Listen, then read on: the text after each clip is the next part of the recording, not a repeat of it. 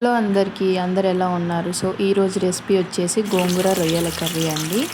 So process అయితే చూసేయండి.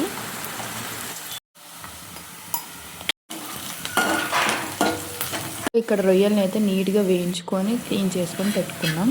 So అవి అయితే వేసేసుకోండి.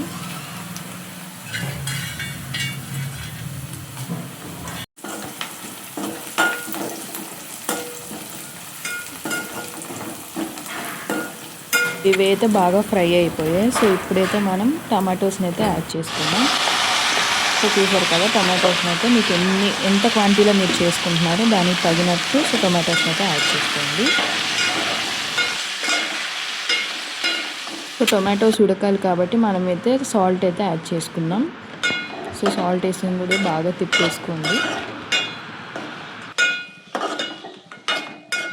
తిప్పేసిన తర్వాత అవి అయితే ఇలా మగ్గిపోయాయి.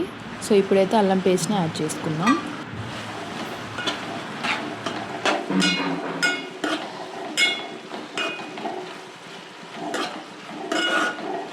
సో ఇప్పుడు టమాటోస్ అండ్ రొయ్యలు అయితే ఉడికిపోయాయండి. ఇప్పుడైతే మన మెయిన్ ఇంగ్రీడియంట్ ఏంటంటే గోంగూర.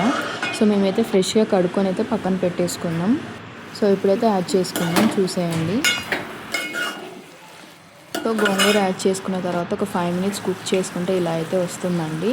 సో ఇప్పుడైతే మనం మసాలా అలానే కారం అయితే యాడ్ చేసుకుందాం.